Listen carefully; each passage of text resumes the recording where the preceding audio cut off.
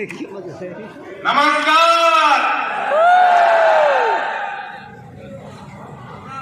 मेरी आवाज पीछे तक आ रही है? आप इतने लोगों की आवाज पर जब मैं नमस्कार कर रहा हूं तो आपकी आवाज कितना गुना हो सकती है? ये हॉल हिल जाना चाहिए। एक बार फिर मौका देना चाहूंगा। नमस्कार।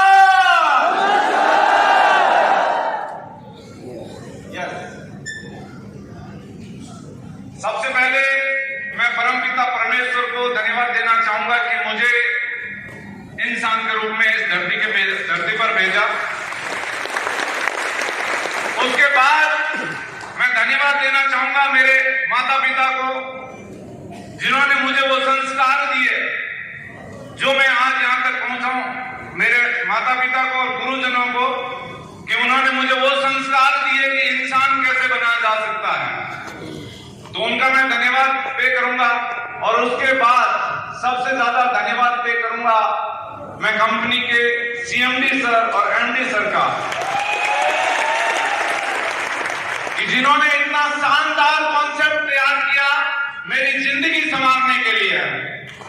ये कॉन्सेप्ट मैं कहता हूं मेरी जिंदगी बनाने के लिए बनाया गया था, तो इसमें कोई अतिशयोक्ति नहीं होगी। दोस्तों, ऐसे कितने लोग हैं जो आज फर्स्ट टाइम मुझे सुन रहे हैं? फर्स्ट टाइम, पहली बार, रेज योर हैंड। अरे वाह, क्या बात है, परिवार बढ़ रहा है। जोरदार तालियां बजाएं मेहमानों के लिए, जोरदार। दोस्तों, मैं मेरे बारे में आप जान चुके हैं, फिर भी मैं अपना परिचय देना चाहूंगा। मेरा नाम ओम प्रकाश। बेसिकली मैं तियोरी तहसील के एक छोटे से गांव मांडे कला से किसान परिवार से बिलोंग करता हूं। दोस्तों, मैंने किसानी के वो सारे काम किए जो एक किसान करता है, और उसके साथ जब मैं पढ़ाई करता था, पढ़ाई के साथ साथ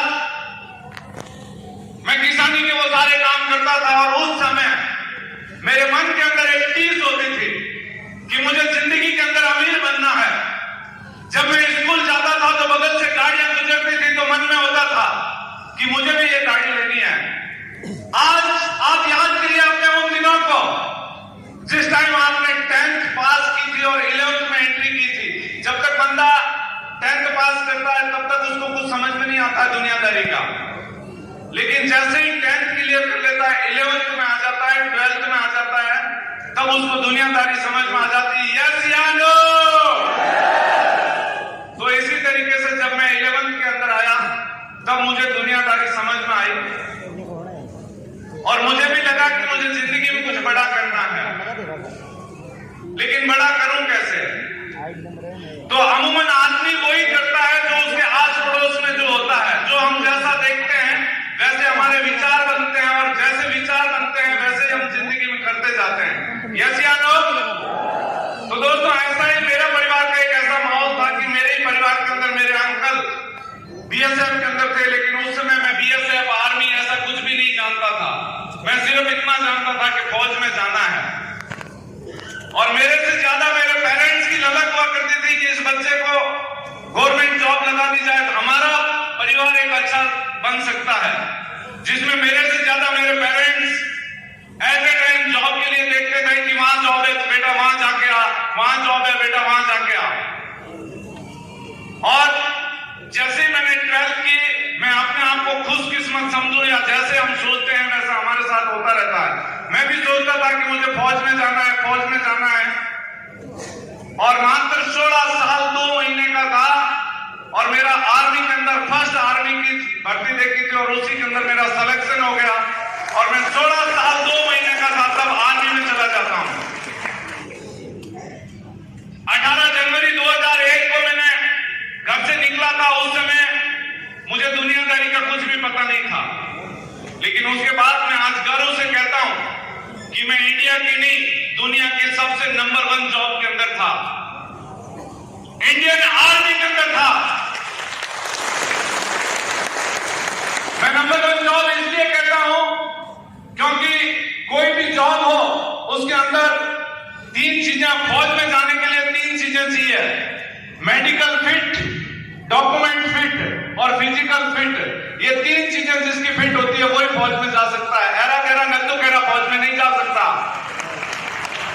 यस या नो?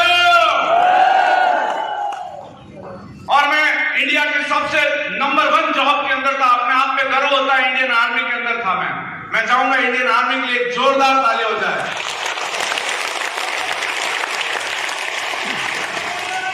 दोस्तों, जब मैं आर्मी में गया, जाने के बाद वहां से मैंने आर्मी से अनुशासन सीखा, एक कटिबद्धता सीखी, किसी काम को अधूरा नहीं छोड़ना है, जो काम हाथ में मिल जाए उस काम को करना है। इसी तरीके से वहां से मैंने आर्मी से बहुत कुछ संस्कार सीखे और वही संस्कार मुझे आज सक्सेस तक लेके जाते हैं।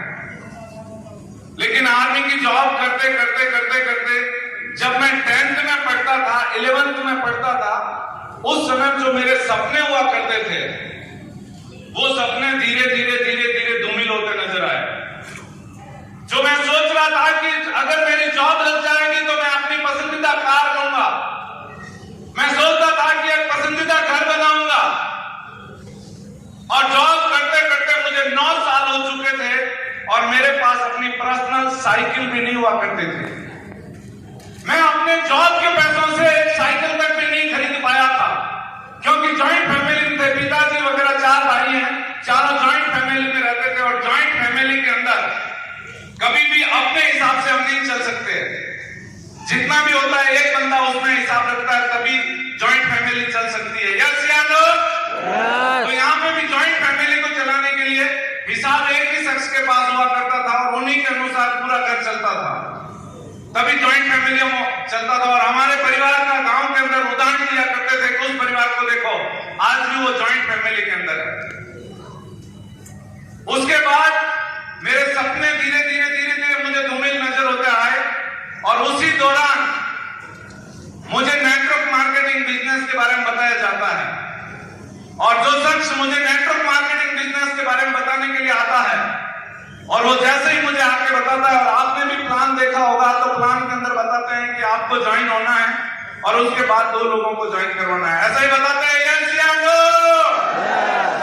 जब उस शख्स ने मुझे भी ऐसे बताना शुरू किया कि सर ऐसे ऐसे बिजनेस है और आर्मी के खूब सारे लोग कर रहे हैं, जैसे ही उसने गोले बनाने शुरू किए, मैं बोला भाई साहब दब जाओ, दब जाओ, ये बिजनेस आपने तो अभी तक कुछ भी नहीं देखा, मैं दुनिया देख चुका हूं, भारत के कोने कोने में घूमता हूं, आपको पता ही नहीं ये बिजनेस क्या है।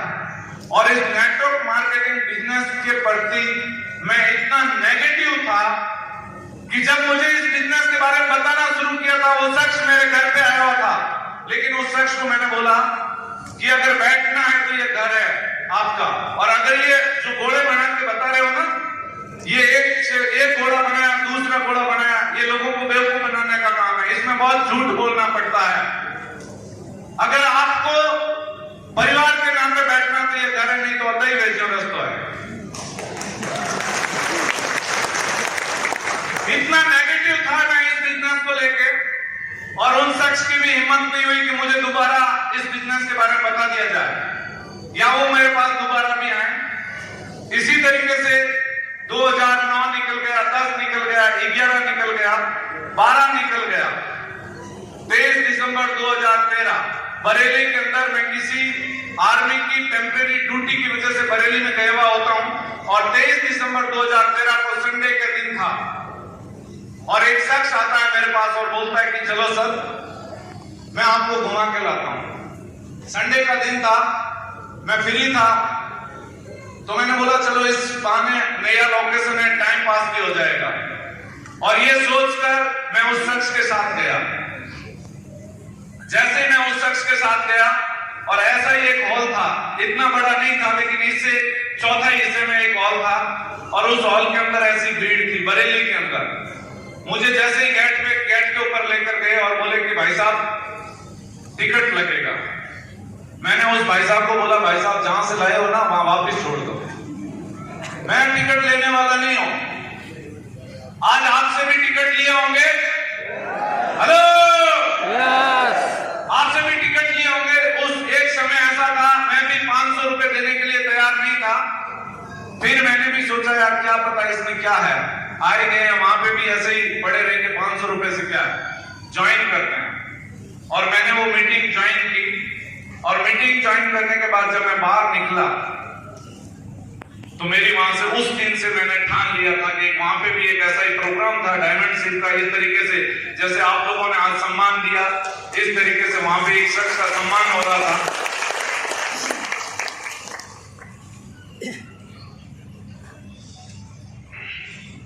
इसी तरीके से इस शख्स का वहां सम्मान हो रहा था। तो मैंने भी ठान लिया था अंदर से, इंसान जब तक काम नहीं करता है, जब तक उस तक तीसरी आंख नहीं खुलती है, जब तक कोई बात उसको कलेजे में नहीं लगती है। और मेरे कलेजे में उस दिन एक बात लगी। एक स्टेज के ऊपर शख्स आया और उस शख्स ने बोला मेरा नाम ओम प्रकाश है। मैं भी ऐसे बीच में बैठा था, मैंने भी बोला मैं भी ओम प्रकाश हूं। उस शख्स ने बोला कि मैं आर्मी से रिटायर्ड हूं। मैंने बोला मैं आर्मी में हूं बराबर। उसने बोला मैं आर्मी में क्लर्कल जॉब पे हूं, मैं भी क्लर्कल जॉब में। लेकिन उस बंदे ने एक चीज बोली जो मेरा सीना चीर के निकल गई। उसने बोला मैं वीक का इस बिजनेस से 2 लाख रुपए कमाता हूं। ताली मत बजाइए।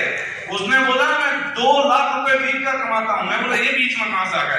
इसका नाम ओम प्रकाश, मेरा नाम ओम प्रकाश, ये आर्मी में, मैं आर्मी में, ये क्लर्क, मैं क्लर्क, फिर ये 2 लाख बीच में कहां से आ गए? और उस दिन के बाद मैंने जैसे वो शख्स ऐसे बोल के बाहर निकले, मैंने उनसे हाथ मिलाया। मैं बोला सर मेरा नाम ओम प्रकाश है। उन्होंने मेरे कंधे पे हाथ रखा और उन्होंने एक बात मुझे बोली थी, मूल मंत्र दिया था मुझे, और उसी मूल मंत्र के ऊपर मैं चल रहा हूं। क्या वही मूल मंत्र कितने लोग कहते हैं कि सर आज वो मूल मंत्र हमें भी चाहिए? क्या बात है, जोरदार तालियां हो जाए। तो जानना चाहते हैं उस शख्स ने क्या बोला मुझे? उस शख्स ने मुझे एक ही बात बोली, बोले बेटा ये बिजनेस इस तरीके का है, इसमें आप ज्वाइन हो गए हो, ज्वाइन होने के बाद आप जब फील्ड में जाओगे तो लोग आपको बोलेंगे कि ऐसा कुछ भी होने वाला नहीं है, ये बिजनेस बेवकूफ बनाने का है। खूब सारे लोग, जब मैंने ये बिजनेस स्टार्ट किया था तो लोगों ने बोला ये बेवकूफ बनाने का काम करता है। लोग बोलते हैं, मेरे जान पहचान के जितने भी लोग थे, आज मैं आपको एक और कटु सत्यता बता देता हूं। आज मेरे साथ 21,000 लोगों की टीम है। लेकिन दूसरी मजेदार बात आपको और बताना चाहूंगा कि उन 21,000 लोगों में से 21 लोग ऐसे नहीं है जो मुझे 14 जून 2019 से पहले जानते हो। आपके जान पहचान के लोग सिर्फ आपकी टांग खींच सकते हैं, आपको ऊपर नहीं उठा सकते हैं। आपको अनजान लोग जो आपको नहीं जानते हैं वो लोग ही आपका साथ देंगे। जानने वाले हमेशा आपकी टांग खींचेंगे। क्यों खींचेंगे? कि कहीं ये हमारी बिरादरी से उठ के बाहर ना निकल जाए। इसलिए हमेशा अपने लोग अपने टांग खींचते हैं, पराये कभी टांग नहीं खींचते हैं। लेकिन उनकी कोई गलती नहीं है, उनको नहीं पता कि